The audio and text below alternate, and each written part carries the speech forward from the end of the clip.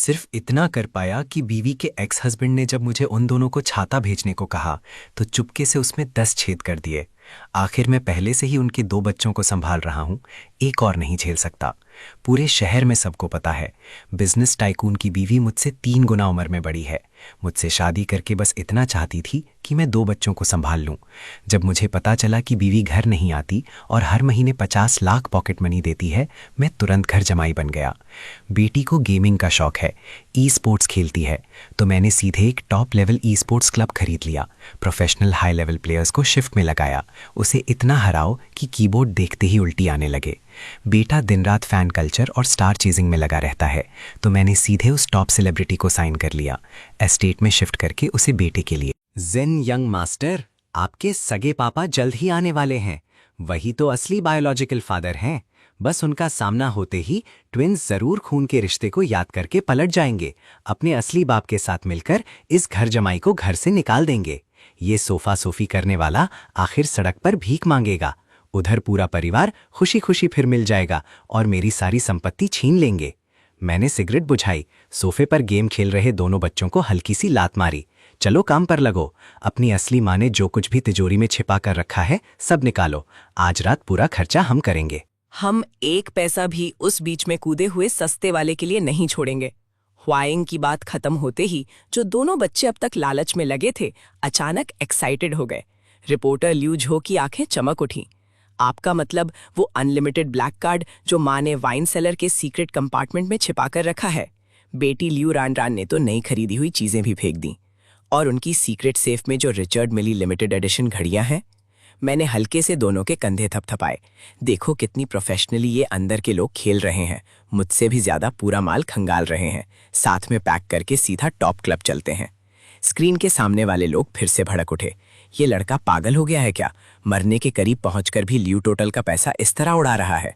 Ex husband चाइल्डशिप का सबूत लेकर दरवाजा खटखटाने वाला है। ये आदमी सच में खुद अपनी मौत बुला रहा है जब लियू उसे पक्का कंगाल बना देगी। मैंने इन सब बकवास बातों को नजरअंदाज किया। सबने मुझे ऐसा बुरा इंसान कह ही दिया है तो कुछ बुरा काम करके तो दिखाना ही चाहिए। 20 मिनट बाद लियू जो ब्लैक कार्ड लेकर, लियू रान रान घड़ियों से भरा सूटकेस लेकर दोनों ऐसे हंस रहे थे जैसे स्वर्ग मिल गया हो। पापा कहाँ मस्ती कर? अपनी असली माँ को लाइव लोकेशन भेज दो। ये सुनते ही मैंने दोनों बच्चों को लेकर सीधे कार में बैठकर निकल गया। हमारी गाड़ी अभी एक्सीलरेटर दबाकर निकली ही थी कि पीछे एक पुरानी टूटी फूटी ऐप कैब एस्टेट की गेट पर रुकी। एक शादी वाली सफेद शर्ट पहने टूटा फूटा सा दिखने वाला आदमी दरवाजा खोलकर उतरा। यही था वो मशहूर वुमन सीईओ का पहला प्यार, असली पापा लिन चे। रास्ते भर उसने पिता पुत्र मिलन के आंसुओं की तैयारी की थी। बहुत भावुक शब्द भी रेडी किए थे। बिल्कुल खाली विला के सामने प्रैक्टिस करते करते सारा जोश गले में ही अटक गया। कदम रुके, सवाल उठा, कोई है क्यों नहीं? क्या घर में डर के मारे कांपते हुए राजा के आने का इंतजार नहीं कर रहे थे? ये तीनों कहाँ चले गए? इस वक्त शहर के सबसे शानदार वीआईपी सेक्शन में टेबल पर रिचर्ड मिली की घड़ियां ढेर सारी बिखरी हुई थीं। ढेर सारी विदेशी शराब खुली पड़ी थी। 2 कतार में सूट टाई पहने पुरुष मॉडल्स गाने में साथ दे रहे थे। लियू जो भाई जोश में झूम रहा था। लियू रान रान हैंडसम लड़कों से फल कटवा रही थी। मैं लेदर सोफे पर पसरा हुआ फोन स्क्रीन देख रहा था। नाम की उस वुमन बॉस वाइफ से दर्जनों मिस्ड कॉल्स थीं। बिना किसी हिचकिचाहट के फोन ऑफ कर दिया। मुझे नंगे कर वापस भगाना तो दूर की बात है। लिन चे में कुछ तो हिम्मत थी। सच में वो जगह ढूंढ ही निकाला। जब कैबिन का दरवाजा खुला, मैं माइक छीनकर लियूजो के साथ गाना गा रहा था। लियू रान रान नोट पकड़े इधर उधर उड़ा रही थी। ये दोनों बच्चे इस बेकार बुढ़े के पैसों के पीछे भागकर सब कुछ भूल गए हैं। थोड़ी भी पारिवारिक भावना नहीं बची। देखो, असली पिता के आंसू निकल आए। खून जागा है इस पल। लिंचे की आंखें अचानक लाल हो गईं। आंसू लगातार गिरने लगे। छोटे जो, रान रान, मैं तुम्हारा पापा हूं। ये पुकार इतनी दर्दनाक थी कि कैबिन के स्पीकर से भी जैसे इको आ रही हो। एनर्जेटिक म्यूजिक अचानक कट गया। लियू जो के हाथ में बोतल हवा में रुक गई। लियू रान रान के मुंह में गिलास वहीं भूल गई। हैरानी से दरवाजे की तरफ देखते रहे। मैंने चिप्स का पैकेट हटाकर बिल्कुल शांति से बैठे रहे। कुछ नहीं बोला।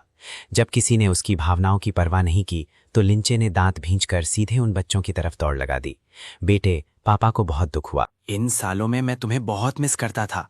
लियू जो ने फुर्ती से हटकर सीधे मेरे सोफे के पीछे छुप गया। अंकल, आप कौन? आपके शरीर से आती है सस्ती महक, जल्दी हटाओ। मेरे इस पूरे हाई फैशन कपड़े को छू भी मत। लिन चे बिल्कुल हैरान होकर अपनी संतान को देख रहा था। मैं तुम्हारा असली पिता हूँ, भूल गए? बचपन में तुम्हें पापा के कंधे पर बैठकर कैंडी खाना कितना पसंद था? मैं वो चीज़ नहीं खाता, वो तो ड्राइवर अंकल झांग के पोते खाते हैं। लियूझो ने बड़ी बेरुखी से आंखें घुमाई, बिना किसी दया के उसका सारा भ्रम तोड़ दिया। वैसे भी अब मैं सिर्फ सुपर कार चलाता हूँ, लिमिटेड एडिशन फिगर्स से खेलता हूँ। क्या आप मुझे नई 10 सुपर कार दिलवा सकते हैं ट्रैक रेसिंग के लिए? लिन चे का चेहरा एकदम सफ़ेद पड़ गया। उंगलियां अपनी धुली हुई पुरानी पतलून की सिलाई पर कसकर पकड़े रहा। वो एक बर्बाद, वापस लौटा हुआ गरीब पेंटर इतनी महंगी चीजें कहाँ से खरीदेगा? स्क्रीन के सामने वाले तुरंत भड़क उठे। ये बहुत बुरा है, इस आदमी ने बच्चों को इतना बुरा सिखाया। आंखों में सिर्फ चाइल्डिश गंदगी है। बेटा रो मत, जल्दी सर्टिफिकेट उनके मुंह पर मारो, इन्हें हकीकत दिखाओ। लिन चे ने हाथ कांपते हुए फटे बैग से एक मुड़ा तोड़ा टेस्ट रिपोर्ट निकाली। ये आज की रिपोर्ट है, हम सचमुच खून के रिश्ते वाले हैं। लियू रानरान ने तभी चेरी का बीज थूककर आराम से खड़ी हुई। वो लिंचे के चारों तरफ एक चक्कर लगाकर नाक से कोड़ते हुए हल्के से नाक ढक लेती है। खून का रिश्ता खाया थोड़े ही जाता है। क्या आप मुझे रैंकिंग बढ़ाने के लिए पैसे लगा सकते हैं? किसी टॉप स्टार को घर बुलाकर मेरे लिए स्पेशल फैन मीट अरेंज कर सकते हैं। अगर एक पैसा भी नहीं निकाल सकते तो वापस क्यों आए हमारे परिवार की ट्रस्ट फंड बांटने? लिंचे पूरी तरह पत्थर बन गया। ये कहानी तो ठीक नहीं जा रही। स्क्रिप्ट में तो रोते बिलखते खून के रिश्ते वाला मिलन लिखा था, ये तो एकदम मौके पर कर्ज वसूली बन गई। तभी लियू रुयान भी पहुंच गई। कैबिन का दरवाजा तेजी से खुला। अरबों की मालकिन वुमन बॉस सामने इस बेतुके सीन से टकरा गई। उसका पहला पति लिंचे कालीन पर बैठा फूट फूट कर रो रहा था और मौजूदा पति के तौर पर मैं, उसके दोनों असली बच्चे मेरी लेदर जैकेट के पीछे छुपे हुए लालची भाव लिए बायोलॉजिकल पापा को देख रहे थे। यहाँ आखिर हो क्या रहा है? लियू रैन की भौहें कड़ी गांठ में बंध गईं, जोर से डांटा। ये गुस्सा सुनते ही लिंचे को जैसे तिनका मिल गया। लड़खड़ाते हुए लियू रोयान की हील्स पकड़ लीं। रोयान, आखिर मिल गया तुमसे। मैं बच्चों को दोष नहीं देता, ये मेरी ही गलती है कि सालों घर नहीं आया। पर वर्तमान पति भाई एक बालिग बच्चे को इतनी महंगी नाइट लाइफ में कैसे ला सकता है? ये तो बच्चों को पूरी तरह बिगाड़ देगा। ये चाल तो अच्छी खेली, साथ ही चालाकी से मुझ पर भी इल्जाम मर दिया। लियू रोयान ने टेबल पर खाली बोतलों पर नजर दौड़ाई। फिर बगल में डरे सहमे खड़े पुरुष मॉडल्स को देखा। आंखें बर्फ बन गईं। उसकी चाकू जैसी नजर सीधे मेरी तरफ पड़ी। बुफैन, क्या तुम इसी तरह इन्हें पढ़ाते हो? मैंने बिना किसी हड़बड़ाहट के टिश्यू खींचकर उंगलियों पर लगे फल के टुकड़े साफ किए। लियू टोटल, दिल जल गया। तुम्हारा सप्लीमेंट्री कार्ड स्वाइप करके तुम्हारे बेटे बेटी को खुश किया। ये डील बहुत फायदे की है। और वैसे भी हम एक तो सिर्फ भावना देख रहे थे, दूसरे बस माहौल गरमा रहे थे, बस फलों का जूस ही पी रहे थे। साथ ही मैंने उंगली से इशारा करते हुए उन चौड़े कंधे पतली कमर वाले मॉडल्स की तरफ इशारा किया। तुम्हारी बेटी को थोड़ा पहले ही पुरुषों की विविधता देखने दो, ताकि भविष्य में कोई सिर्फ रोने धोने वाला सस्ता। पर उसकी आंखों में नेटिजन्स के इंतजार जैसी पुरानी भावना नहीं थी, बल्कि थोड़ी झुंझलाहट थी। अब जब लौट ही आए हो तो पहले मेरे साथ एस्टेट चलो। वो माथा मलते हुए कुछ थका थका सा दिख रहा था। लिंग चे की आंखों में हल्की सी खुशी चमकी। मेरी तरफ छेड़खानी वाली नजर फेंकी। कोई फर्क नहीं पड़ता, चलो। वैसे भी वो शानदार महल पहले ही मैंने ऐसा बना दिया है कि वो अब उसके काबिल भी नहीं रहा। घर में कदम रखते ही लिंचे बेचैनी से अच्छे पापा वाला किरदार निभाने लगा। भीगे कपड़ों में ही वो खुली किचन में घुसकर काम करने लगा। छोटे झो रान, पापा तुम्हारे लिए हल्का सूप नूडल्स बना रहे हैं। तुम फिर से इसी की लालसा कर रहे थे ना? लियू झो और लियू रान ने तुरंत एक दूसरे से नजरें मिलाईं। मुझे ग्रिल्ड मीट चाहिए। बेटा 3 फुट उछल पड़ा। मुझे स्पाइसी ग्रिल्ड ब्रेन चाहिए। बेटी तुरंत साथ देने लगी। जब लिंचे 2 कटोरी पानी सब्जी वाला सूप लेकर किचन से बाहर आया, तभी डिलीवरी बॉय ने दरवाजे की घंटी बजाई। ढेर सारा तेल टपकाता ग्रिल्ड मटन्स के 2 प्लेट लाल लाल ग्रिल्ड कुछ, साथ ही एक बड़ी बकेट ठंडी कोक। मसालों की तेज खुशबू ने एक पल में उन 2 कटोरी सादे सूप को बेकार बना दिया। लिंचे की उंगलियों की हड्डियां सफेद पड़ गईं, गुस्से में हल्के हल्के कांपने लगीं। ये सब तो कोई पोषण ना देने वाला फ्राइड कचरा है। ज्यादा खाओगे तो स्वाद बिगड़ जाएगा। मैंने आराम से एक स्किवर उठाई, जोर से एक बड़ा टुकड़ा दांतों से तोड़ा। तेल फूट पड़ा।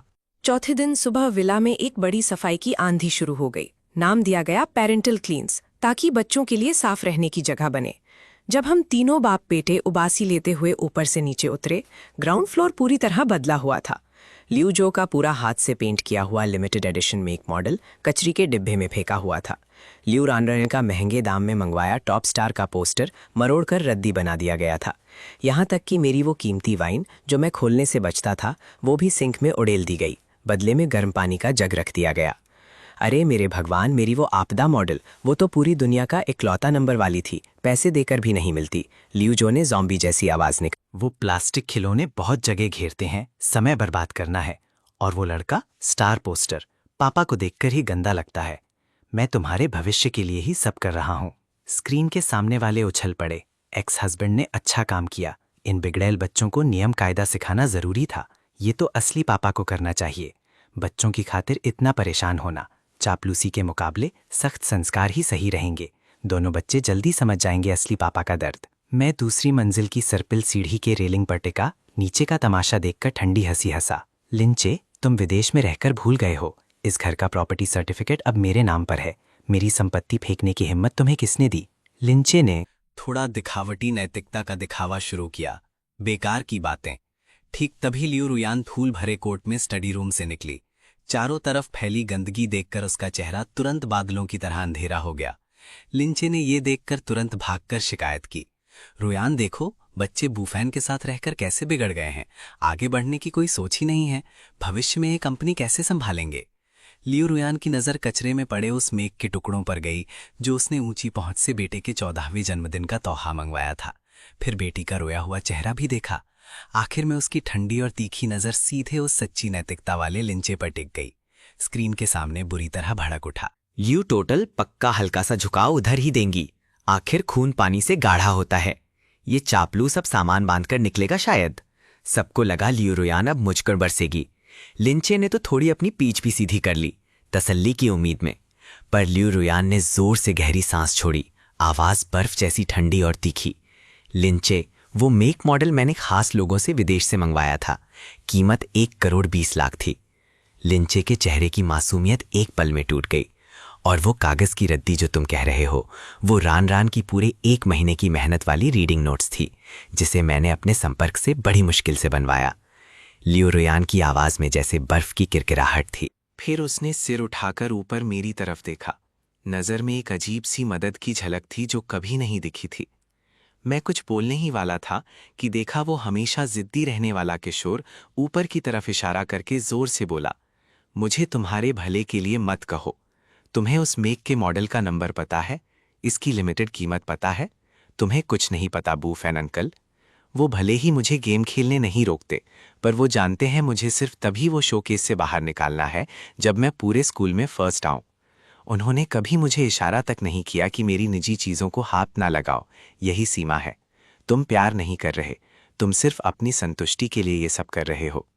लिंचे इस डांट से पीछे झुक गया। इससे संभलने से पहले ही लियू रान ने भी, दूर पहाड़ी इलाके के फंड की जो लड़की मैं बनी हूं। लड़की झुककर धीरे धीरे उस टूटे हुए पोस्टर को सहलाती है। बूफैन अंकल पूरा हॉल बुक करवाकर उनकी फिल्म साथ देखते हैं, मुझे सपोर्ट करते हैं ताकि मैं आइडल की तरह चमक सकूं, जबकि तुम असली पापा होकर मेरे सपने को कचरे में डाल देते हो। लिंचे अंकल।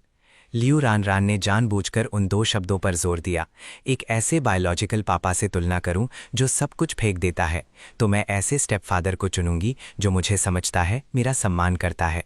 पूरी स्क्रीन पर लोग जैसे गला दबा हुआ बत्तख बन गए, एकदम शांत। फिर हवा एकदम पलट गई। अरे यार, यहाँ तो पूरा भरपूर तमाशा हो गया। चाहे सगे हों या ना हों, किसी के लाखों की चीज़ को इस तरह फेंकना गलत है। दोनों बच्चे तो एकदम स्पष्ट सोच वाले हैं। मैंने भौहें उठाईं, हाथ नीली टेबल पर टिकाए, हल्के से सीढ़ियां उतरते हुए सीधे उसके फोन पर एसिड बिल दिखाया। मिस्टर लिन, इमोशनल पार्ट अब बंद करें, चलिए हकीकत की बात करते हैं। Model 1,20,00,000, limited signature. आपकी दिमागी परेशानी का हर्जाना 30 लाख, मेरी वो रेड वाइन 28 लाख। मैंने होठों के कोने ऊंचे किए, एक एक कदम आगे बढ़ते हुए उसे बिल्कुल पीछे कोने तक धकेल दिया। कुल जोड़ 43 लाख। जब आपने खुद बार बार बच्चों के भले की बात की थी, तो ये स्किल एजुकेशन फंड मिस्टर लिन कार्ड से देंगे या कैश चेक से? लिंचे की आंखें बाहर आने वाली थीं।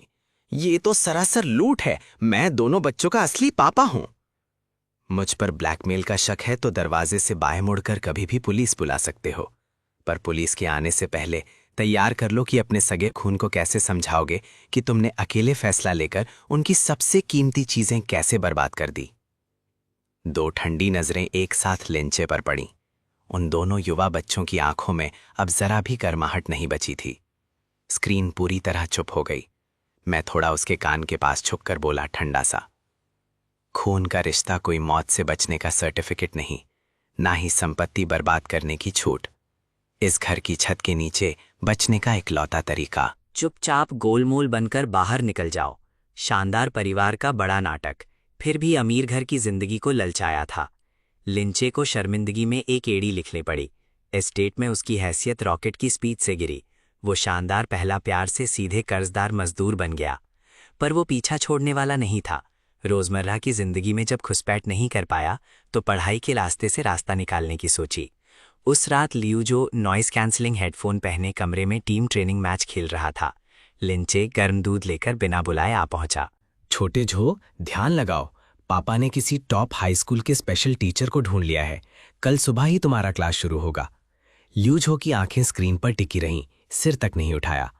टाइम नहीं है, कल मेरा ऑल स्टार मैच है। लिंचे ने गुस्से में सीधे कंप्यूटर की नेटवर्क वायर उखाड़ फेंकी। हर वक्त इस टूटी फूटी कंप्यूटर पर टिके रहने से भला क्या मिलेगा?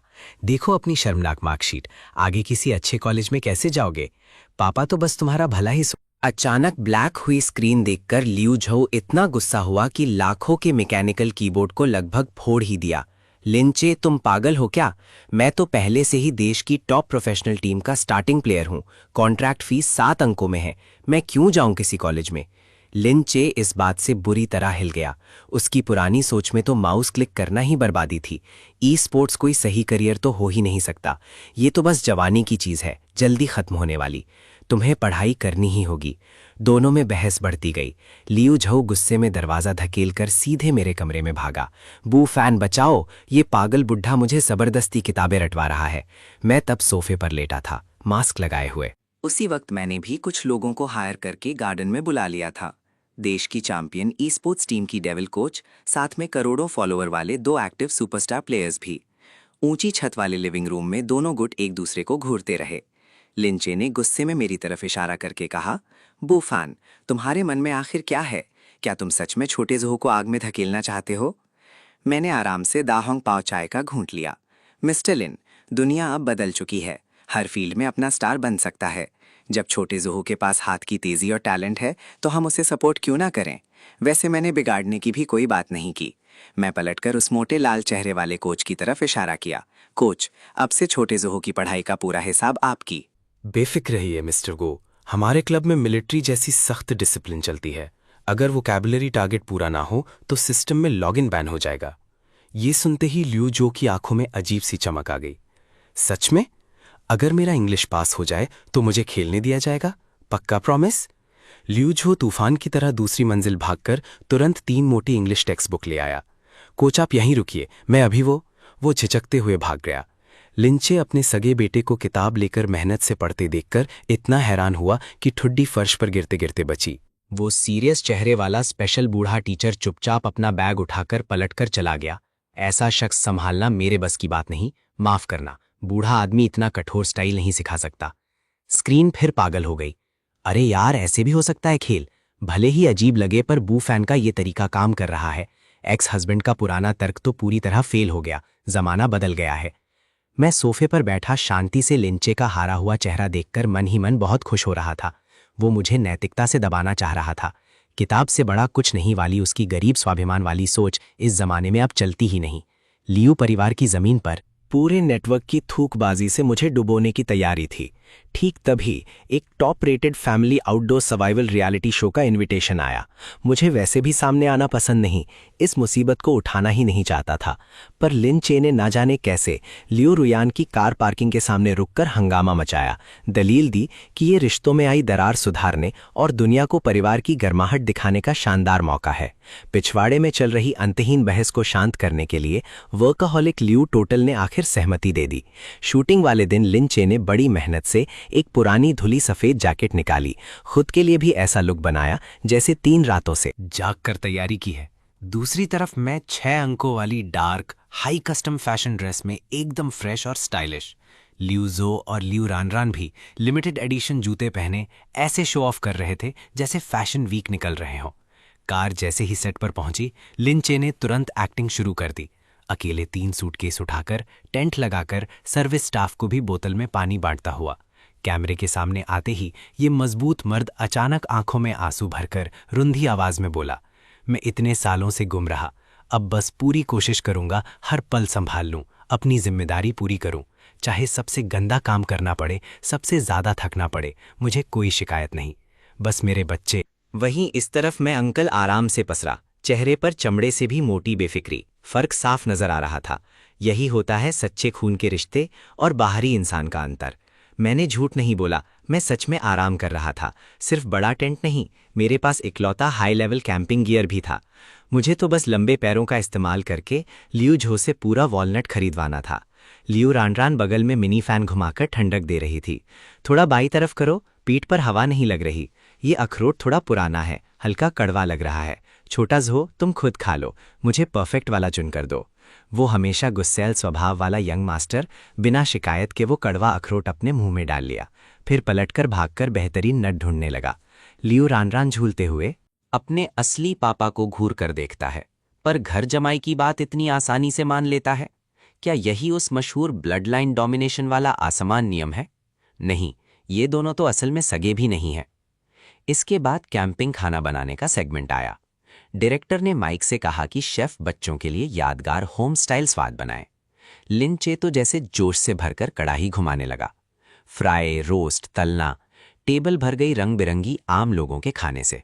रेड ब्रेस्ट पॉर्क, स्वीट सावर फिश, हरी सब्जी की स्टर फ्राई, हर प्लेट में मानो घर के प्यार की चमक बिखरनी चाहिए। कैमरा आखिर मेरी तरफ भी मुड़ा। मैंने आराम से फोन निकालकर बटन दबाया।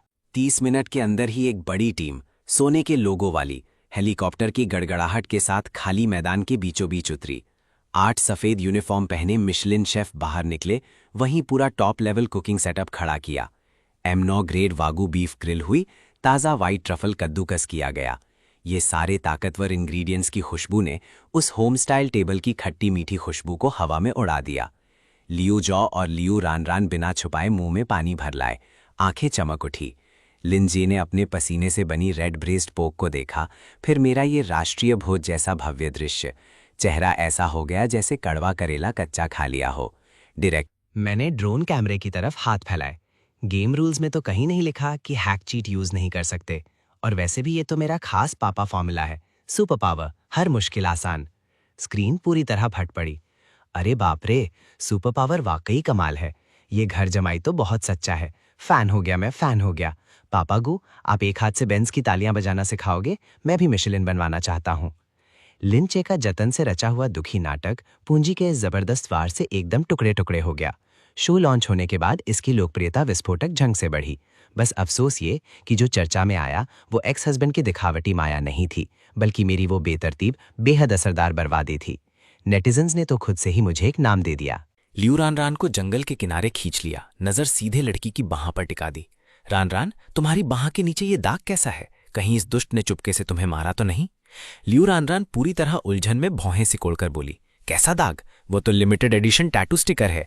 पर लिंचे जैसे कुछ सुन ही नहीं पाया। अचानक पलटकर लड़की को खींचते हुए अभी भी चल रहे लाइव कैमरे के सामने जोर से फूट फूट कर रोने लगा। मैंने कभी सपने में नहीं सोचा था कि ये हैवान महल में नाबालिग को पीट रहा है। सब देखो, इस बच्ची के शरीर पर नीले काले चोट की निशान। बच्चे को मारना दिल को तोड़ता है। अब तो मैं जी नहीं सकता। पूरा जनमत भड़क उठा। घरेलू हिंसा किसी भी हाल में देखने के लिए बहुत भयानक होती है। पुराने लियू, इसे भेजो और 10 साल सिलाई मशीन चलवाओ, जरूर गोली मारो। पूरी टीम को जबरन शूट रोकनी पड़ी। शहर से दूर लियू रुयान को ट्रेंडिंग टॉपिक पता चला तो रात भर ड्राइवर से तेज रफ्तार गाड़ी दौड़वाकर कैंप पर पहुंच गई। भीड़ के गुस्से भरे आरोपों के सामने मैंने आंखें तक नहीं उठाई। बैठे बैठे शांति से कद्दू के बीच खाता रहा। लिंचे बिना सबूत झूठा इल्जाम लगा रहे हो, कहते हो मैंने मारपीट की, कोई सबूत तो लाओ। लिंचे ने तुरंत लियू रानरान की आधी बाजू उठाकर दिखाई। देखो, ये सबूत साफ पड़ा है बच्चे की त्वचा पर। लाखों आंखें देख रही हैं। अब भी मुकरोगे? लियू रानरान ने नीचे झुककर अपने पसंदीदा death heavy metal skull pattern को देखा। जो सचमुच वो डरावना दिखने वाला घरेलू हिंसा वाला दाग था, वो धीरे धीरे उतर गया। नीचे से चमकती सफेद हेल्दी त्वचा दिख गई। पूरा कैंपसाइट लगभग आधा मिनट तक बिल्कुल सुन्न पड़ा रहा। लिंचे की तीखी शिकायत गले में ही अटक कर रह गई, न ऊपर जा रही थी न नीचे। ये असंभव है। मैंने अपनी हथेली के बीज साफ करते हुए धीरे से खड़ा हुआ। मिस्टर लिनार्टिस्ट, अगली बार जल्दबाजी में किसी को फंसाना है तो पहले एक ऐप डाउनलोड कर लो। आजकल की जनरेशन के तरीकों के साथ अपडेट रहो। आजकल की 00 जनरेशन के लोग glow in the dark paint, body art, नकली अंग बनाना क्या नहीं कर सकते। तुम्हारा ये पुराना फ्रॉड ट्रिक किस सदी की सस्ती किताब से चुरा कर लाए? ये पूरा बेतुका तमाशा अपनी आंखों से देखकर इतनी बदबूदार गंदगी काफी है, अब यहां और नहीं टिकना है। तुरंत अपना सामान बांधकर मेरी नजरों से गायब हो जाओ। लिंचे के पैर लड़खड़ा गए, मरे हुए कुत्ते की तरह घास में गिर पड़ा। उसकी दिमाग लगाकर रची गई चाइल्ड अब्यूज स्कीम ने न सिर्फ मुझे जरा भी नुकसान नहीं पहुंचाया, बल्कि उसे इंटरनेट का सुपर जोकर बना दिया। लाइव रूम का माहौल फिर से बेहिसाब पलट गया। हंसते हंसते मर गया बुढ़ऊ खुद को टैटू स्टिकर से ही धोखा दे बैठा। ये ग्रीन टी असली पापा तो सच में हद पार करना चाहता था, अपनी सगी बेटी की कुर्बानी तक दे दी। यू टोटल के 1 सेकंड के अनुभवहीन को अफसोस है, शादी करने से एक लौता बदलाव ये आया कि अब मेरे पीछे 2 ऐसे प्यारे ह्यूमन शेप पेंडेंट पक्के से जुड़ गए जो छूटने वाले नहीं।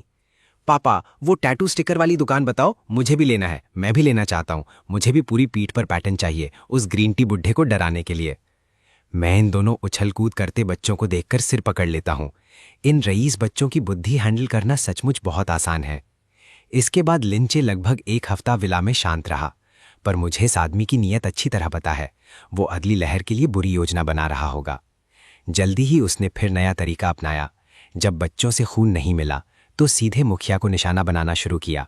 हजारों करोड़ के मालिक। अपनी जवानी वाला कैंपस हीरो वाला हार्ड कॉलर सफेद शर्ट पहन लिया। पुरानी पीली यादों से वुमन बॉस के अंदर की भावनाओं को जगाने की कोशिश में। रोयान, ज्यादा मत थको। याद है उस साल आर्ट कॉलेज के कपूर के पेड़ के नीचे हम रात भर पेंटिंग करते थे? ये वही सीन है जब तुम्हारी भूख सबसे कम थी। तब भी तुम बस यही आइस शुगर बर्डनेस सूप पी पाती थी। मैंने पूरे 3 घंटे तक ध्यान से उबाल कर बनाया। चाहे कितनी भी सख्त और स्टील हार्ट वाली ल्यूरहयान हो, अंदर से एक असली औरत तो है ही। पहले पति का ये मासूम प्यार देखकर उसके पेशेवर चेहरे में हल्की सी हलचल आई। आखिर लिंचे की ये सूरत कभी उसकी असली दौलत से सजाई गई थी। पहला प्यार कितना असरदार होता है, समझते हो? घर जमाई की कुर्सी में अब हिलाव आने वाला है। अगर ये पुराना असर हवा में फैला तो नए पापा को कभी भी घर से बाहर किया जा सकता है। मैं दूसरी मंजिल के गलियारे में रोमन खंबे के सहारे खड़ा ठंडी नजरों से लिंचे की उस झिझक भरी लल्लो चप्पो को देखकर मन में हल्की सी नफरत उठी। लगता है इस बर्बाद पेंटर को थोड़ा सिखाना जरूरी है ताकि उसे समझ आए कि असली दबदबा किसे कहते हैं। आधी रात के करीब मैंने खास तौर पर वो 6 पैक पे खाती हुई काली सिल्क वाली रोब बदली। हाथ में 2 ग्लास आइस विस्की लेकर बिना दरवाज़ा खटखटाए स्टडी रूम के भारी डबल दरवाजे धकेल दिए। बड़े रोज वो टेबल के सामने। बूफान, रुयान बहुत ही गोपनीय बिजनेस मर्जर पर काम कर रही थी। इस तरह अधनंगे शरीर के साथ जरूरी जगह में घुसना बहुत असभ्य लगता है। मैंने आंखों की कोर से भी उसे कोई अहमियत नहीं दी। कालीन पार करते हुए सीधे कमर से लियो रुयान के उस कागजों से भरी बॉस टेबल पर धमाके से आधा बैठ गया। कस्टम मेड रोब हरकत के चलते ऊपर सरक गई। बस लंबी पिंडलियां ही सामने खुलकर लियो रुयान की आंखों के सामने हल्के हल्के हिलती रहीं। बीवी जी, मैंने जानबूझकर आवाज खींची, आलसी और भारी टोन में शिकायत की। मैंने जो सुपर लग्जरी क्रूज बुक किया। कल वीकेंड है, समुद्र में चलकर थोड़ा वक्त निकालो ना। ये बड़ी नाजुक अंतरंग आवाज सुनकर मेरी अपनी गर्दन भी ठंडी पड़ गई। लियो रुयान का कलम पकड़ा हाथ अनजाने में कस गया। नजरें जैसे मैग्नेट से खिंचकर बेकाबू होकर मेरी हथेलियों से गुजरते हुए उस 6 पैक पर टिक गईं। अनजाने में गला भी सूख गया। बगल में खड़ा लिंचे का चेहरा जैसे बिखर गया। भाई बूफैन, तुम भी तो मर्द हो, थोड़ी शर्म तो रखो। मैंने सिर घुमाकर उसे बेवकूफ़ की तरह मजाक भरी नज़र से देखा। मेरी कानूनी तौर पर रजिस्टर्ड बीवी के साथ किस बात की शर्म? तुम तो वो पहले से बाहर निकाला हुआ एक्स हस्बैंड हो। आधी हाथ को। चेहरा गुस्से से लाल सुर्ख हो गया। लियो रुयान आखिर अपने होश में आई। तेजी से सीधी होकर लिंचे का वो हाथ हटा दिया जो उसके कंधे पर रखा था। यहां तक कि माहौल हल्का करने के लिए हल्की सी खांसी भी दी। मैं कह रही थी, लिंचे, तुम पहले अपने कमरे में जाकर आराम करो, मुझे गूफान से कुछ प्राइवेट बात करनी है। लिंचे ने खून की धारियों से भरी आंखें फैलाकर पूरे शरीर कांपते हुए कहा, रुयान, तुम तुरंत बाहर जाओ। लियू रुयान की आवाज अचानक बर्फ बन गई। बिना गुस्सा दिखाए भी अपनी सख्ती जताई। लिंचे मुंह ढापे, आंखों में आंसू भरे दरवाजे से बाहर भागा, जैसे उस पर आसमान गिरा हो। दरवाजा दोबारा बंद होते ही स्टडी रूम में सिर्फ हम दोनों बचे। लियू रुयान ने कलम फेंकते हुए आंखों में चमक भरकर, ये लियू टोटल पुराने प्यार को इस तरह रोते देखकर हमदर्दी उमड़ने लगी क्या? लियू रुयान थोड़ी बेबसी से होठों को मोड़ते हुए साफ साफ हिम्मत करके मेरी पतली कमर पकड़ ली। क्या सफेद शर्ट वाला हैंडसम बॉय बस उम्र के उस दौर की सस्ती भारी गलतियों की फीस भर थी। उसने थोड़ा दबाव देते हुए मेरी त्वचा की गर्माहट महसूस की।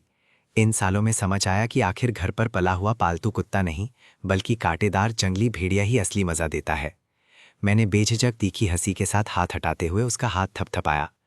जल्दी मत होना लियू रुयान, आज तुमने ये बात कही, अब अगर भविष्य में उस ग्रीन टी वाले से थोड़ी भी नजदीकी दिखी तो मैं तुम्हारा खजाना बाहर सोफे पर फेंक दूंगा। ये फैसला लेने वाली वुमन बॉस असल में मुझे मैनेज करने वाली अमीर घराने की मस्त सुंदरी निकली। घर जमाई की हिम्मत और सीधे सीधे उकसाना सबसे कातिल हथियार साबित हुआ। सस्ता ग्रीन टी आखिर टी ही रहता है, कहाँ मिलता है असली मिर्ची वाली सुंदरी का असर। इस राउंड में भी मैंने पूरी जीत हासिल कर ली, वो भी बड़े शानदार तरीके से, एक तरफा। लिंचे अब भी सोच रहा था कि मर्दानगी दिखाकर वापसी करेगा। बेहतर होगा पहले लाइन में लगकर अगले जन्म का इंतजार करे। लिंचे का पूरा भरोसा टूट चुका था। वुजियान इस गरीब बूढ़े को शुरू से ही खिलौने की तरह देख रहा था, बर्बाद कर दिया। यहां तक कि आसानी से भड़कने वाला नेटवर्क का जनमत भी उसे बुरी तरह कुचल चुका था। अब बिल्कुल वैसे दिखता जैसे इस हवेली की एनर्जी उसे धकेल रही हो। मैं यही सोच रहा था कि अगला कौन सा घटिया दाव खेलेगा। तभी इस भाई ने खुद स्टडी रूम का दरवाज़ा खटखटाया। बूफैन, अकेले में बात कर सकते हैं? उसकी आवाज़ भर्राई हुई थी। आंखों में जो पहले की चालाकी और गर्मजोशी थी, अब बस एक थकी थकी सी बुझी उदासी बची थी। मैंने आराम से हाथ में पकड़ी कलम घुमाते हुए बिना दिल से मुस्कुराए पूछा, क्या बात करनी है?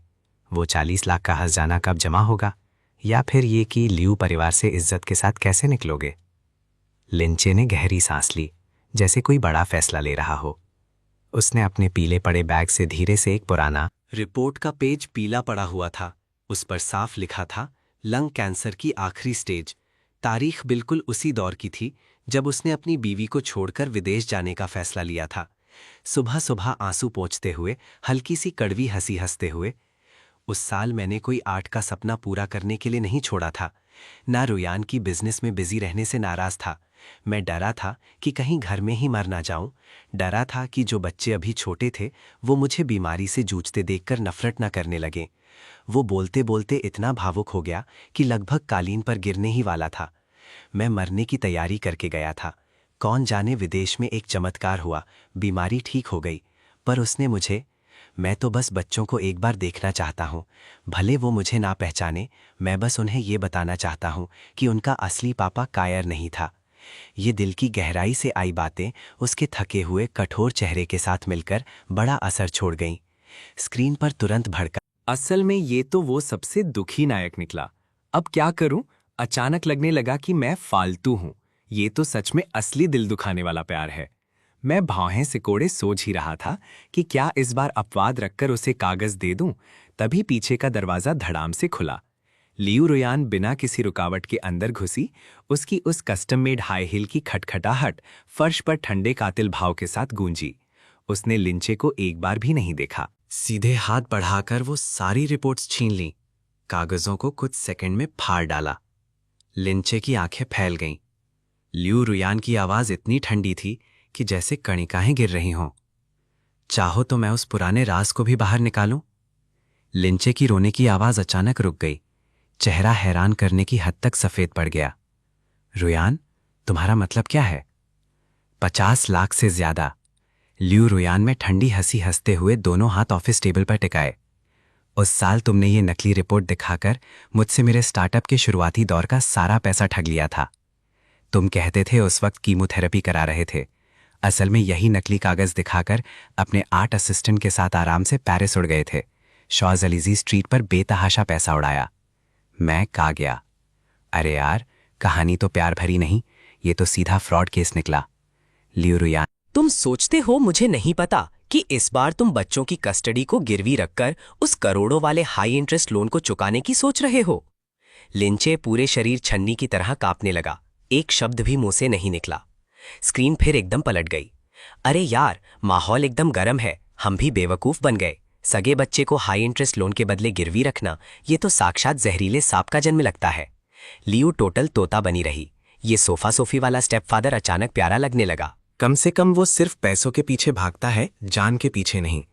मैं फुर्सत से पीछे टिककर उस जमीन पर पड़े आवारा कुत्ते जैसे लिंचे को देखकर हल्की हल्की हंसी उड़ाता रहा। मिस्टर लिन, मैं तुम्हें थोड़ी इज्जत बख्शना चाहता था, तुम खुद ही आग में कूद गए। मैंने चुटकी बजाई और बड़े हुए फ्रॉड और नाबालिग हत्या की कोशिश के इल्जाम में इस शख्स को सीधे सरकारी अनाज खाने वाली जगह भेज दिया गया। 2 पहाड़ जैसे मजबूत बॉडीगार्ड्स दौड़कर आए, लिंचे को उठाकर बाहर घसीट ले गए। लिंचे का पहले जैसा सुंदर चेहरा डर से बुरी तरह मुड़ चुका था। मैं नहीं जाऊंगा, मैं इस घर का आधा मालिक हूं, मैं छोटे झोऊ और रानरान का असली बाप हूं, तुम सब गैर कानूनी काम कर रहे हो। उसकी चीखें भारी लकड़ी के दरवाजे के बाहर ही दब गईं। घर का मैंने अपने नीचे रखी उस टेबल को थपथपाया, बड़ी मासूमियत से हंसते हुए। कोई बात नहीं, ये ड्रामा बड़ा मजेदार रहा। वैसे लियू टोटल, तुमने तो पहले से ही उसकी सारी असलियत खोद ली थी, फिर मुझे यहाँ बिना बताए क्यों उससे भिड़ाया? क्या बंदर नचाना देख रही थीं? लियू रुयान थोड़ा शर्मिंदगी से खांसते हुए बोली। तुम्हें थोड़ा गुस्सा तो निकालने देना था, साथ ही देखना था कि लियू टाइटल की बीवी वाली पहचान के लिए तुम्हारी भावना कितनी मजबूत है। मैंने आंखें घुमाईं। इस औरत की चालाकी तो सर्दी के फेफड़े जैसी नरम भी है और तेज भी। लिंचे को घर से निकाले जाने के बाद लियू परिवार में शांति के दिन ज्यादा देर तक नहीं टिके। 1 हफ्ते बाद शुक्रवार की दोपहर मुझे स्कूल से फोन आया। समय पर छूटने वाले लियू जो और लियू रानरान गायब हो गए थे। किडनैपिंग की हरकत बहुत तेज थी। आधे घंटे के अंदर ही मेरे फोन पर एक वीडियो में हमेशा घमंडी रहने वाले वो जुड़वा बच्चे लोहे के जंग लगे खंभे से बंधे थे, मुंह में काला कपड़ा ठूसा हुआ।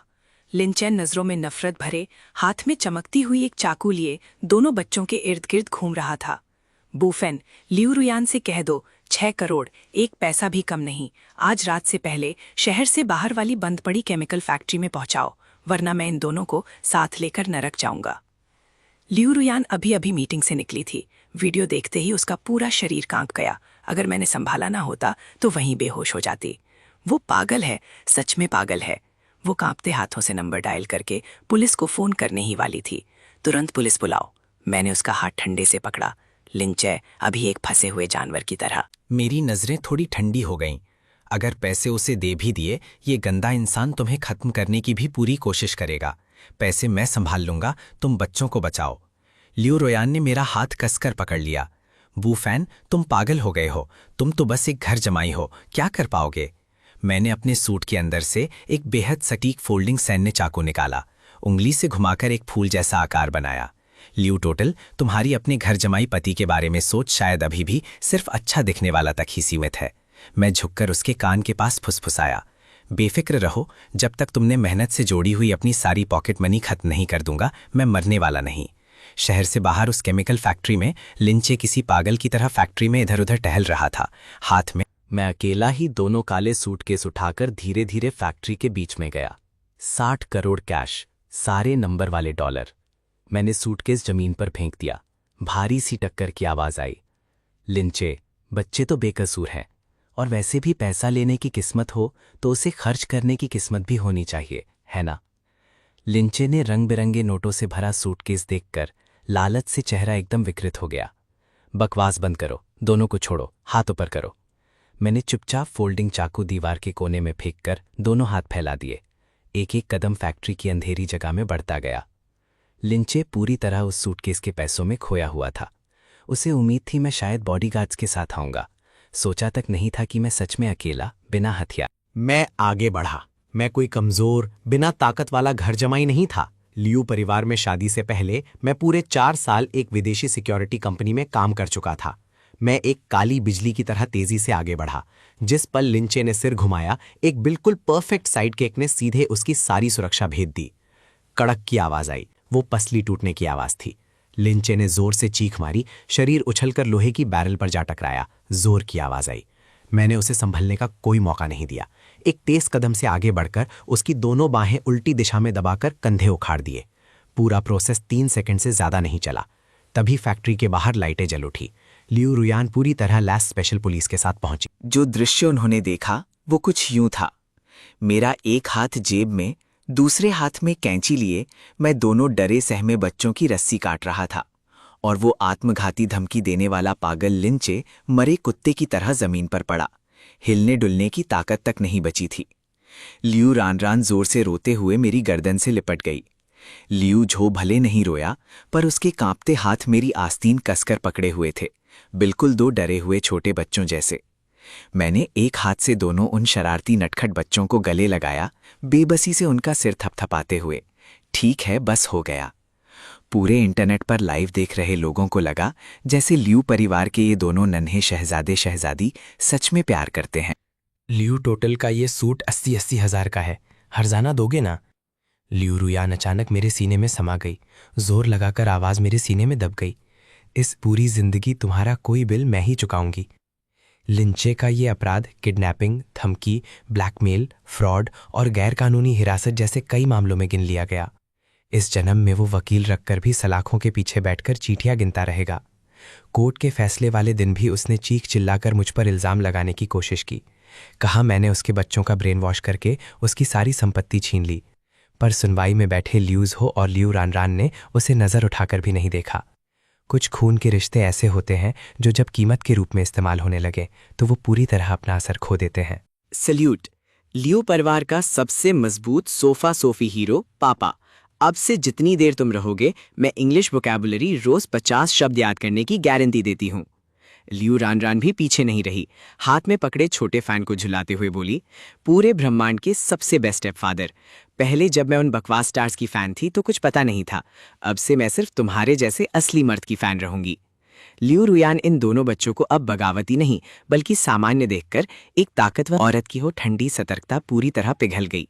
उसने ग्लास उठाकर मेरे साथ टकराया, आवाज धीमी करके बोली, बूफैन, आगे से लियू परिवार के अंदरूनी मामले तुम बेफिक्र होकर संभालोगे या कोई बड़ा पद चाहते हो? मैंने एक टुकड़ा रेड ब्रेस्ट पोर्क उठाकर मुंह में डाला, मुंह भरा हुआ जवाब दिया, बड़ा पद। मैंने वो सारे उलझे हुए सबटाइटल्स बंद कर दिए, दोनों बच्चों के हाथ पकड़े, अरबों वाली उस औरत के पीछे पीछे शांति से हमारे भविष्य की ओर बढ़ता गया। लिंचे को सजा मिल गई। लियू परिवार आखिरकार उस हवा तक जहरीली करने वाली मुसीबत से आज़ाद हुआ। पर शांति एक क्षणभंगुर धोखा होती है। ठीक तभी जब हमने सोचा जिंदगी अब पूरी तरह सुकून में आ गई है, ये 100 साल पुरानी हवेली अचानक एक तूफान की चपेट में आ गई। उस रात लियू परिवार अभी अभी सुकून से बैठा था। लियू झो दूसरी मंजिल के स्टडी रूम में नए प्रोजेक्ट के ई स्पोर्ट्स टैक्टिक्स प्लान कर रहा था। बगल में टेबल पर आइल्स वोकैबुलरी की किताब पड़ी थी। अगर उसे नजरअंदाज करे तो पढ़ाई करने का दिखावा भी बिल्कुल परफेक्ट था। लियू रान अभी अभी विदेशी निवेशकों के साथ वीडियो कॉल खत्म करके हाथ में चाय का प्याला लिए मेरे पास आई। आंखों में दुर्लभ सी नरमी थी। उसने कभी नहीं सोचा था कि ये शांत सुखद दौर एक आधी रात की कॉल से पूरी तरह टूट जाएगा। कॉल एक अनजान नंबर से आई, पर आवाज लियू रुयान के लिए बेहद जानी पहचानी थी। एक पहले से रिटायर्ड परिवार की शेयर होल्डर जो विदेश में इलाज के बहाने सालों से लियू परिवार से दूर रही। रुयान, तुम अभी कहाँ हो? दूसरी तरफ की आवाज बुरी तरह कांप रही थी। आंटी, मैं घर पर हूं, क्या हुआ? लियू रुयान ने तुरंत अपनी आवाज संभालकर बेचैनी छुपाई, पर अगली बात सुनकर जैसे कान के पास बिजली गिरी। रुयान, फैमिली फंड में कुछ गड़बड़ हो गई है। किसी ने ओवरसीज ट्रस्ट। लियू रुयान का चेहरा तुरंत बदल गया। वो अच्छी तरह जानती थी ये तथाकथित ट्रस्ट फंड ना सिर्फ लियू ग्रुप के मुख्य बिजनेस को स्थिर रखने का आधार है, बल्कि पूरे ग्रुप के बाहरी बड़े निवेश का बुनियादी सहारा भी है। ये कैसे हो सकता है? किसने मेरा फंड छेड़ा है? उसकी आवाज में गुस्सा भरा था। उस पार एक सेकंड चुप्पी छाई, फिर एक गहरी लंबी सांस आई। बूफेन, तुम्हारे उस नए शादीशुदा पति को आज ही शक के दायरे में रखा गया है। मेरा नाम सुनकर लियू रुयान के कान में जैसे धमाका हुआ। सिर्फ वही नहीं, बगल में सिर झुकाकर चिप्स खा रहा लियू झो भी अचानक चम गया। हाथ रुक गया, चिप्स गिरे लेकिन किसी ने उठाया तक नहीं। क्या ये कोई साजिश है, बूफेन? मैंने आराम से गिलास नीचे रखते हुए उन कुछ बुरी नियत वाले लोगों को एक अंडरस्टेटेड सा इशारा दिया। जैसा सोचा था वो अपने आप को रोक नहीं पाए, आखिर हमला कर ही दिया। क्या मतलब है इसका? मुझे इस भाव में देखकर लियू रुयान में जहां गुस्सा था वहीं एक अनजानी बेचैनी भी थी।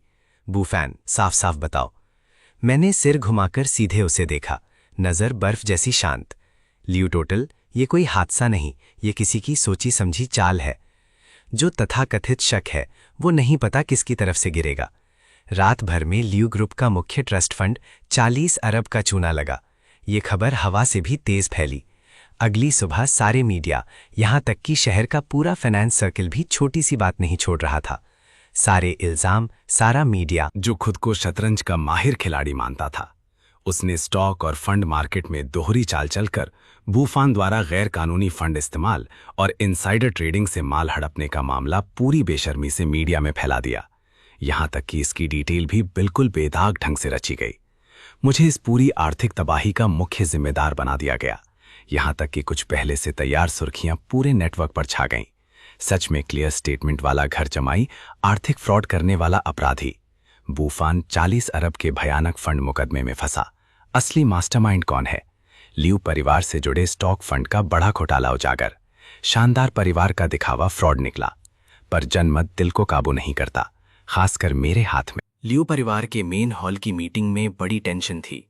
पूरा फैमिली मैनेजमेंट टॉप लेवल शांत बैठा, स्क्रीन पर पैसों से जुड़े खतरे को देखते हुए। असली चरम बात अभी शुरू ही नहीं हुई थी।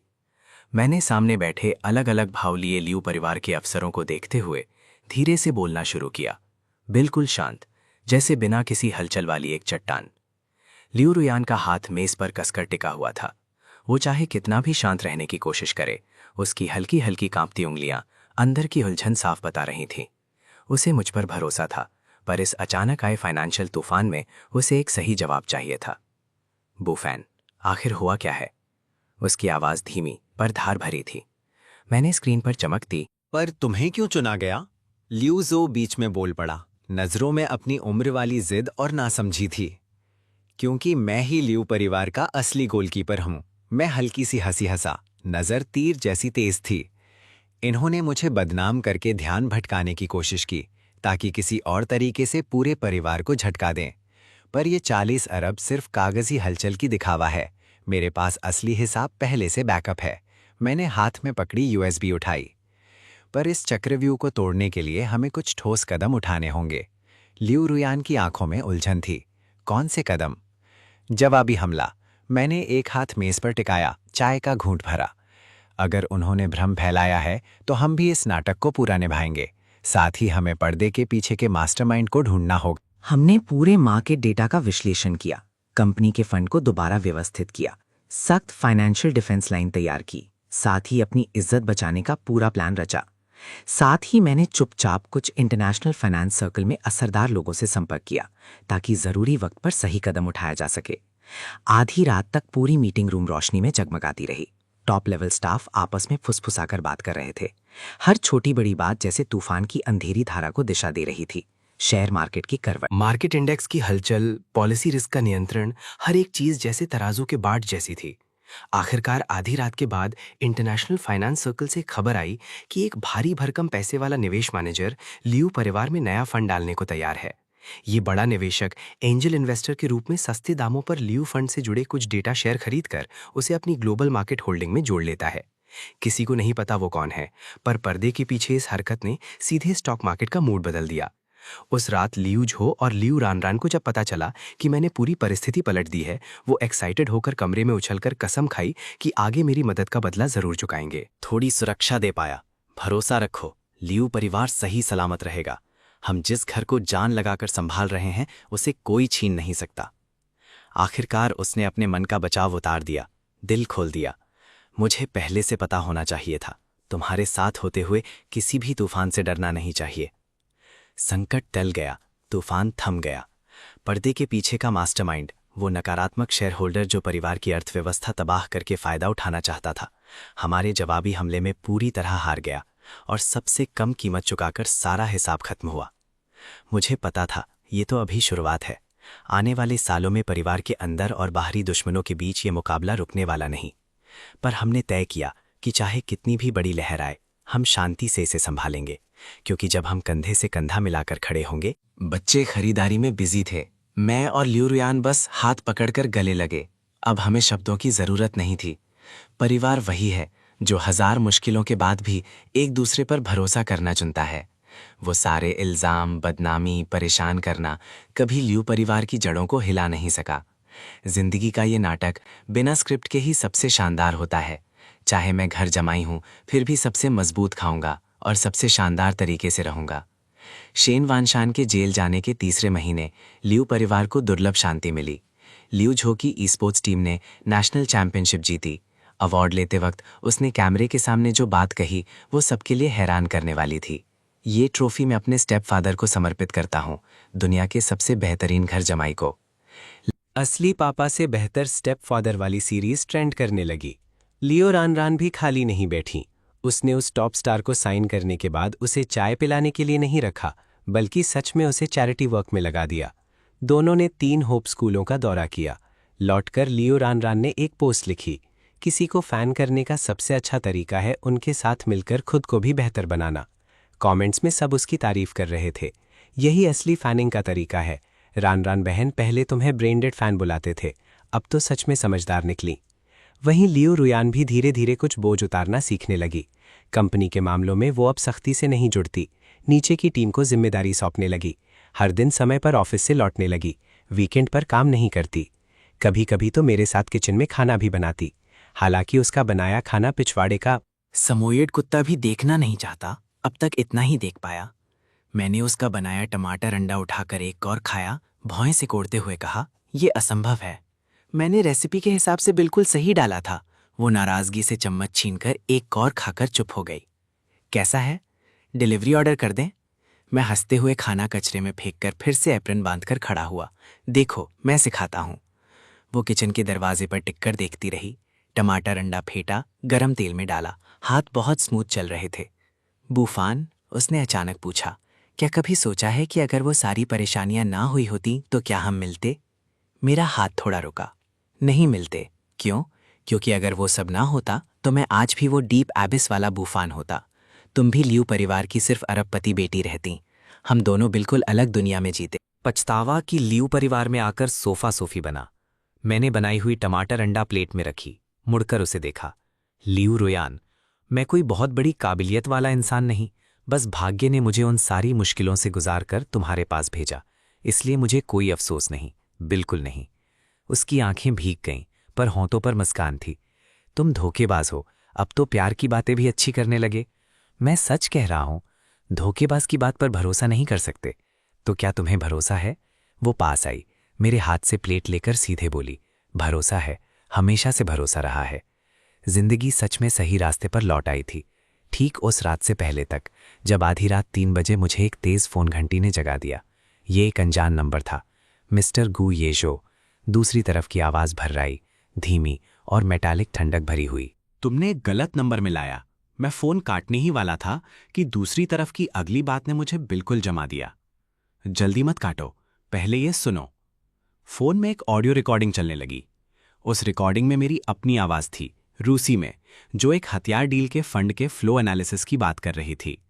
ये 15 साल पहले वाला मामला था, जब मैं डीप एबिस शहर में एक केस पर काम कर रहा था। ये रिकॉर्डिंग अगर इंटरपोल के हाथ लगे तो सोचो वो क्या सोचेंगे। वो आवाज इत्मीनान से बोली, उस साल डीप एबिस के मामले में तुमने गवाही देकर छूट पाई थी, पर यह रिकॉर्डिंग साबित करती है कि तुम सिर्फ बाहरी एनालिसिस नहीं थे, तुम डीप एबिस के मुख्य कारोबार में गहराई से शामिल थे। गवाह सुरक्षा समझौता अपने आप खत्म हो जाएगा।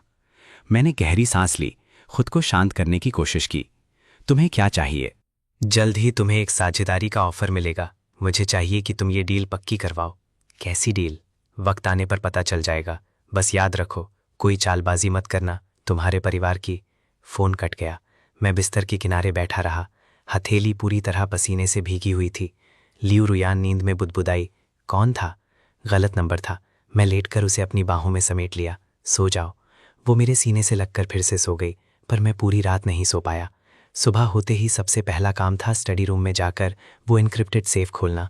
अंदर सिर्फ एक ही चीज़ थी, एक काला USB। ये डीप एबिस से लाया हुआ मेरा आखिरी सामान था, जिसमें डीप एबिस के मुख्य सदस्यों की लिस्ट, फंड के फ्लो और अपराध के सबूत थे।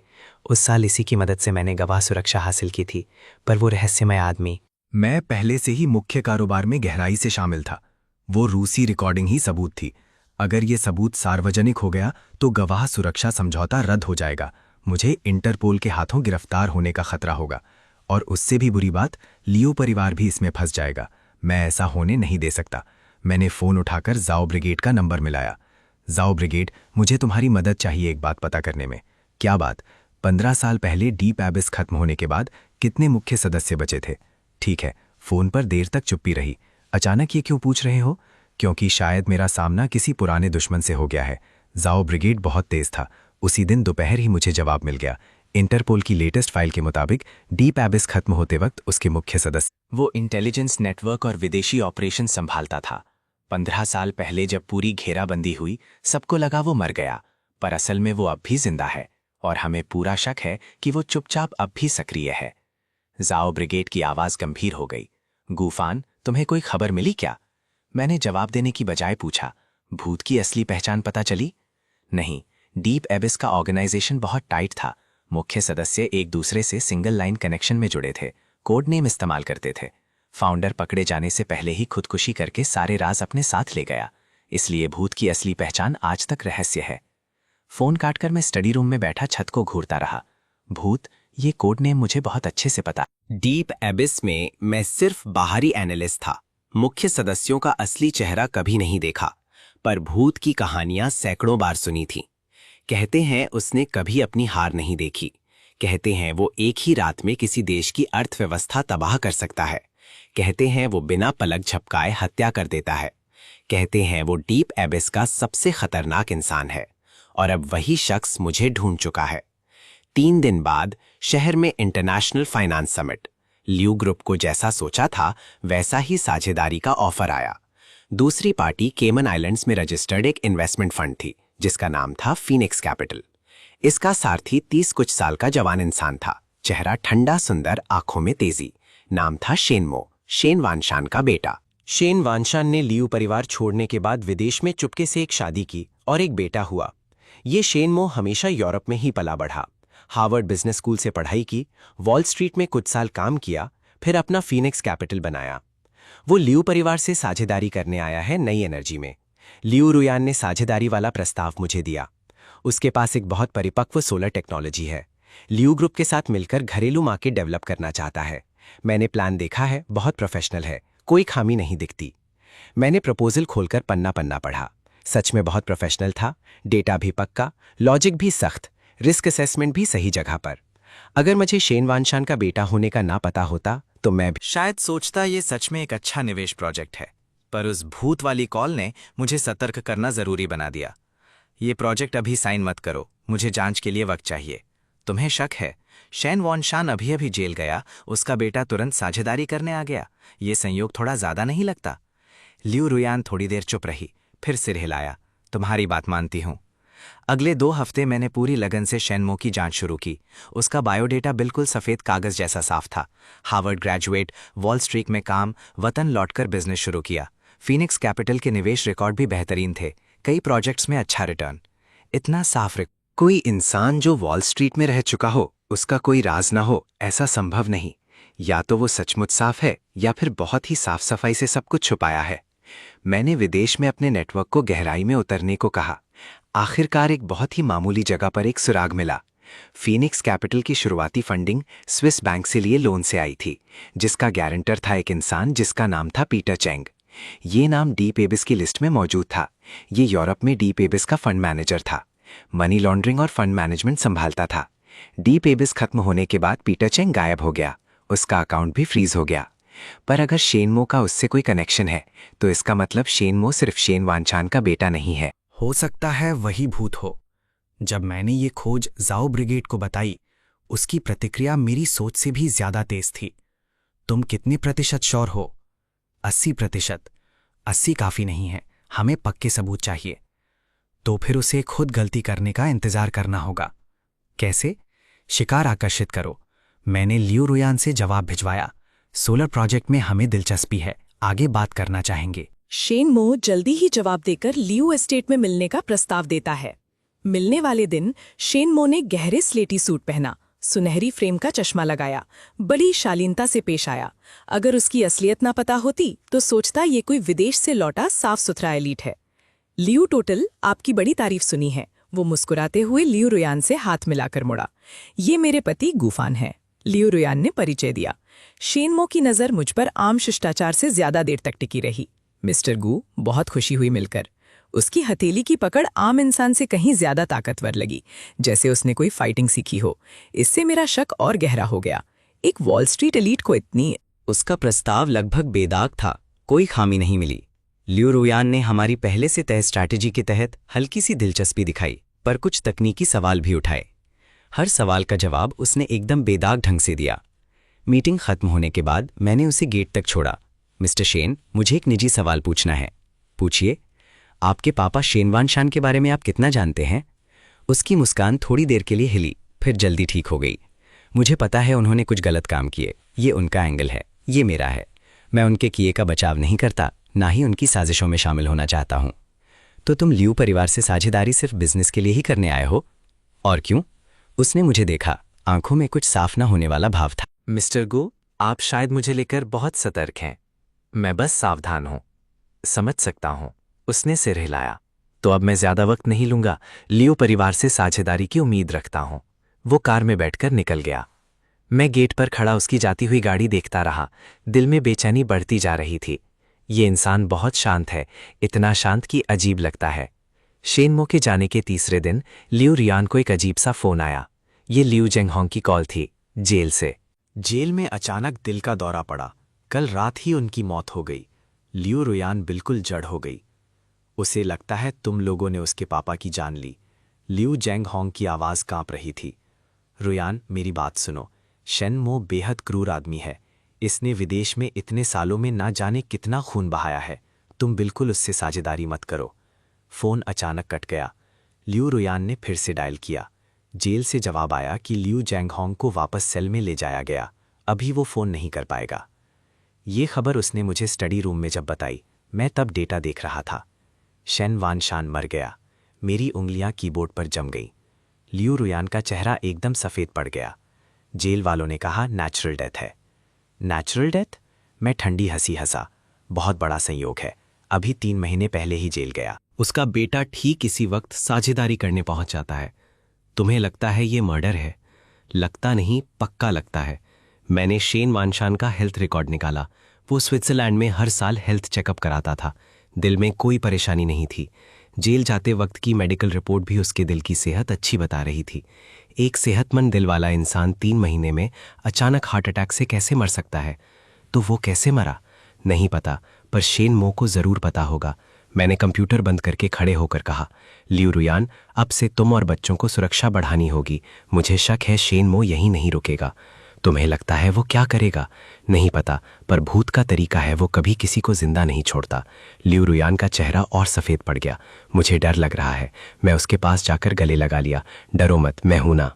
तुम मुझसे वादा करो, चाहे कुछ भी हो, तुम हमेशा ठीक रहोगे। वादा करता हूं। तूफान से पहले की शांत रात। 1 हफ्ते बाद शिनमो फिर से लियू एस्टेट आया। इस बार वो साझेदारी की बात नहीं, बल्कि साथ एक अनदेखा शख्स लाया। लिंचे, वही किडनैपिंग की सजा भुगत रहा एक्स हस्बैंड, अचानक पहले ही जेल से रिहा हो गया था। लियू टोटल, मैं आपके लिए एक तोहफा लाया हूं। शिनमो लिविंग रूम में मुस्कुराते हुए खड़ा था। मिस्टर लिन ने जेल में अच्छा व्यवहार दिखाने की वजह से सजा कम करवाई। रिहाई के बाद उन्होंने मुझसे संपर्क किया, कहा लियू टोटल से माफी मांगनी है। लिंचे उसके पीछे सिर झुकाए पछतावे वाली मुद्रा में खड़ा था। रुयान, माफ करना। उसकी आवाज भर्राई हुई थी। मुझे पता है मैंने बहुत गलतियां की। माफी नहीं मांगता, बस अपने मुंह से एक बार सॉरी कहना चाहता हूं। लियू रुयान ये सब देखकर नजरें। चाहे लियू रुयान माफ करे या ना करे, लिंचे का सिर्फ यहां होना ही लियू परिवार का माहौल असहज बना देता है। खासकर लिंचे लियू झो और लियू रानरान का असली पापा है।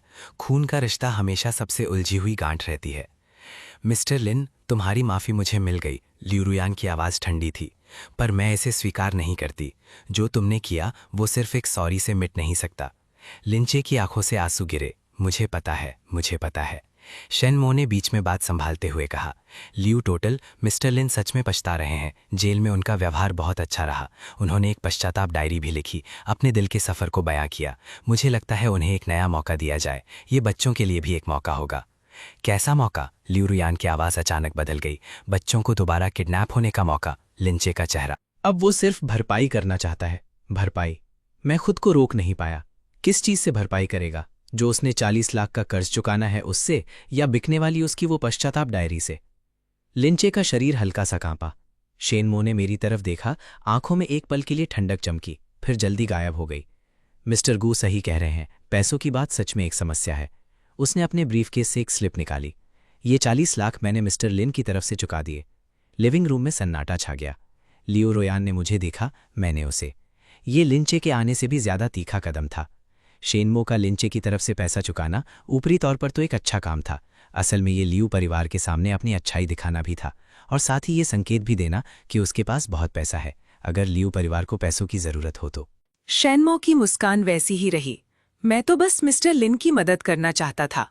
वो मेरे पापा के पुराने दोस्त हैं, मैं उन्हें कर्ज में डूबते नहीं देख सकता। पुराने दोस्त? मैंने भौहें उठाईं।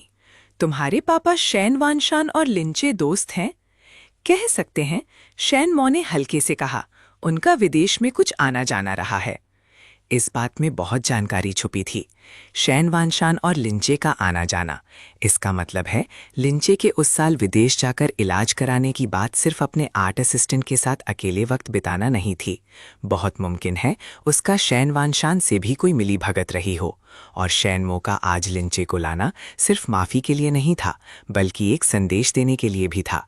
ये संदेश था, मुझे तुम सबकी असलियत पता है। लियू रुयान भी शायद यही सोच रही थी। उसका चेहरा और भी सख्त हो गया। मिस्टर शेन, आज इतना ही। वो खड़ी हुई, आवाज ठंडी थी। साझेदारी की बात मुझे थोड़ा और सोचनी है। बिल्कुल। शेन मुंह भी खड़ा हुआ, मुस्कुराते हुए लियू रुयान से हाथ मिलाया। लियू टोटल के जवाब का इंतजार रहेगा। जाते वक्त वो मेरे पास से गुजरते हुए धीमी आवाज में बोला, मिस्टर गू, अगली बार मिलेंगे तो हम अच्छे से डीप एबिस की बात करेंगे। मेरी पुतलियां सिकुड़ गईं, तो उसे पहले से पता था। शेन मो के जाने के बाद लियू रुयान स्टडी रूम में देर तक सोचती रही। गूफान, आखिरकार वो बोली, मुझे सच सच बताओ, शेनमो असल में है कौन? मैं देर तक चुप रहा। वो भूत है, डीप एबिस का नंबर 2, सबसे खतरनाक इंसान। मैंने डीप एबिस की पूरी कहानी, 15 साल पहले की उसकी बर्बादी, शेन वानशान की गद्दारी और वो रहस्यमय कॉल सब लियू रुयान को बता दिया। सुनकर वो देर तक चुप रही।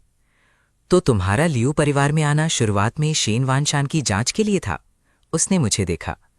बाद में मुझे समझ आया कि लियू परिवार सिर्फ शेन वानशान का ही नहीं, भूत का भी टारगेट है। मतलब? डीप एबिस खत्म होने के बाद भूत चुपचाप एक्टिव रहा। वो दोबारा डीप एबिस का नेटवर्क बना रहा है। लियू परिवार उसका चुना हुआ मोहरा है। लियू ग्रुप का फंड नेटवर्क, कनेक्शन, रिसोर्स, विदेशी उपस्थिति, ये सब भूत को चाहिए। उसने हान डोंग चेंग, चेन मो शेंग, लियू जंगहोंग जैसे लोगों के जरिए लियू परिवार को काबू करने की कोशिश की, पर हमने उसे नाकाम कर दिया। तो अब वो खुद मैदान में आ गया। हाँ, लिंचे उसके हाथ का दूसरा मोहरा है। वो लिंचे का इस्तेमाल करना चाहता है। 2 रास्ते हैं। मैंने 2 उंगलियां उठाईं। पहला, उसे मना कर दो, सुरक्षा बढ़ा लो, उससे सीधे टकराओ। पर भूत के तरीके तुम कल्पना भी नहीं कर सकते। वो सबसे अनएक्सपेक्टेड जगह से घातक वार करता है। दूसरा, उसकी चाल में उसे ही फंसा दो। दिखावा करो साझेदारी कर रहे हो, उसे खुद गलती करने दो, फिर एक झटके में सब पकड़ लो। खतरा बहुत है। अगर उसे हमारी योजना का पता चल गया तो नतीजा बहुत बुरा हो सकता है। लियो रुयान में मुझे देखा। आंखों में एक ऐसी दृढ़ता थी जो मैंने कभी नहीं देखी थी। दूसरा रास्ता चुनती हूँ। पक्का? वो खड़ी हुई। गूफान, मैं वो औरत नहीं जो किसी मर्द के पीछे छुपकर बैठे। मैं लियू परिवार की मुखिया हूँ। लियू जो और लियू रान की माँ हूँ, तुम्हारी पत्नी हूँ। ये लड़ाई मैं तुम्हारे साथ लड़ूंगी। मैंने उसे देखा, दिल में गर्माहट भराई। मैंने कहा, तो चलो साथ लड़ते हैं। अगले कुछ दिन हमने योजना बनानी शुरू की। पहला कदम, लियू रोयान दिखावा करेगी कि शेनमो के प्रस्ताव से प्रभावित है। साझेदारी की डिटेल्स आगे बढ़ाने को राजी हो गई। दूसरा कदम, मैंने लियू झो और लियू रान को कुछ समय के लिए शहर छोड़कर विदेश में रिश्तेदार के यहाँ छुट्टियां मनाने भेज दिया। इससे न सिर्फ उनकी सुरक्षा होती, बल्कि शेनमो को भी लगेगा कि लियू परिवार में आंतरिक फूट पड़ गई है। आखिर दोनों बच्चों का अचानक चले जाना, बाहरी लोगों को यही लगेगा कि लियू रोयान मुझ पर भरोसा नहीं कर रही, बच्चों को सुरक्षित जगह भेज दिया। तीसरा कदम, मैंने लियू एस्टेट में हर कोने में सुरक्षा जाल बिछा दिया। हर कोने में छिपे हुए कैमरे लगाए गए, हर कम्युनिकेशन लाइन मॉनिटर की गई। अगर शेनमो के लोग एस्टेट में एक कदम भी रखेंगे, हमें तुरंत पता चल जाएगा। चौथा कदम, मैंने जाओ ब्रिगेड से संपर्क करके उसे लोग तैयार रखने को कहा, ताकि सही वक्त पर जाल बंद कर सकें।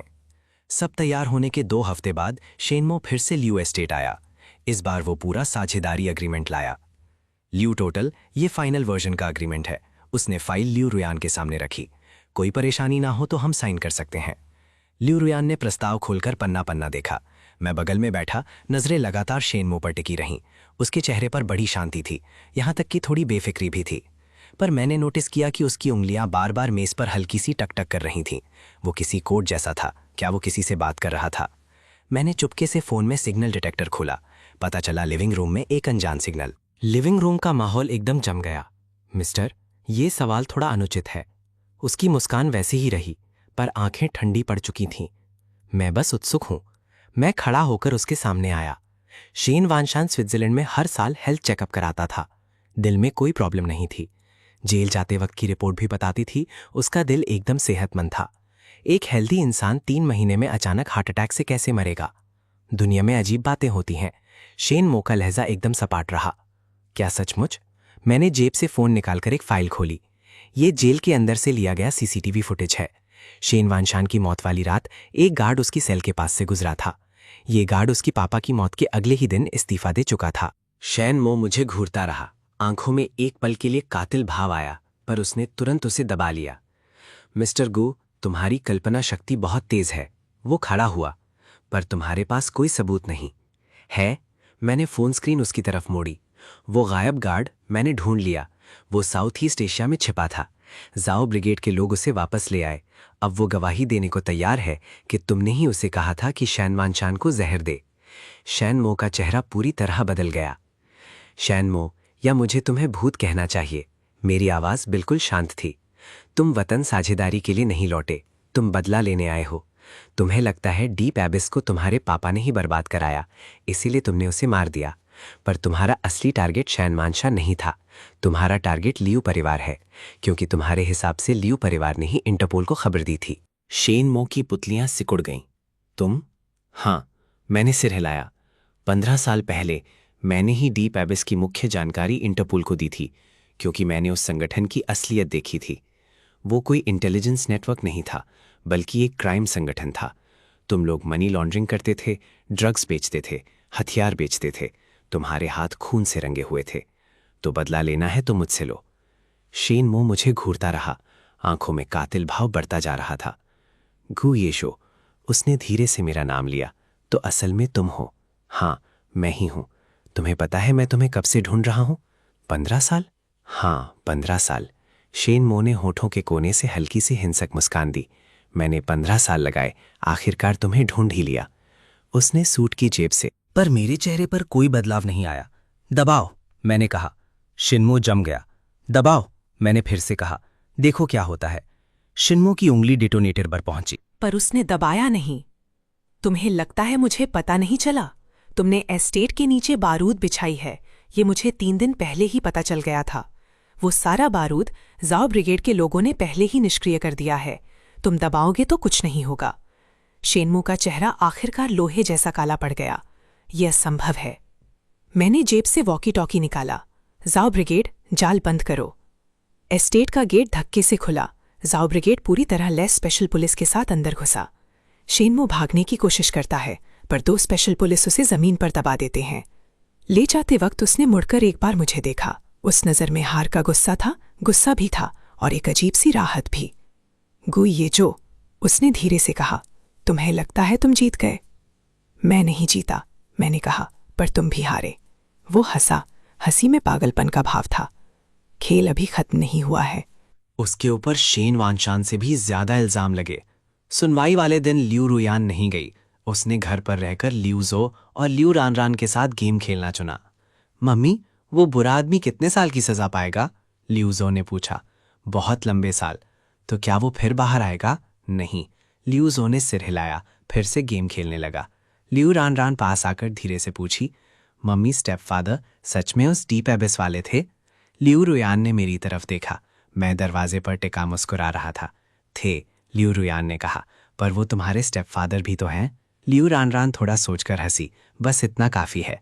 उस रात मैंने खुद खाना बनाकर पूरी टेबल सज। लियूजो कोक का गिलास उठाकर बोला, हमारे घर के महान हीरो के नाम। लियू रानरान भी हल्ला मचाते हुए बोली, पूरे ब्रह्मांड के सबसे बेस्ट स्टेप फादर के नाम। लियू रुयान ने रेड वाइन का ग्लास उठाकर मुझे देखा, मुस्कुराते हुए बोली, मेरे पति के नाम। मैंने अपना गिलास उठाकर सबसे टकराया, हमारे परिवार के नाम।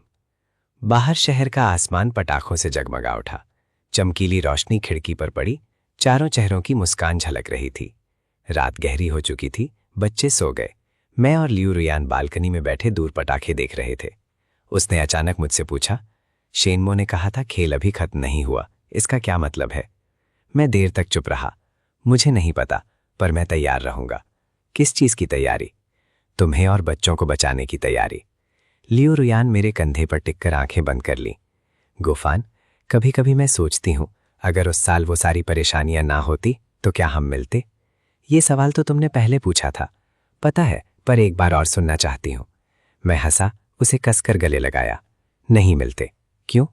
क्योंकि उन सारी परेशानियों ने मुझे तुम्हारे लायक इंसान बनाया। उसने आंखें खोलकर मुझे देखा, आंखें लाल थीं। तुम धोखेबाज हो। मैं सच कह रहा हूं। धोखेबाज की बात का भरोसा नहीं होता।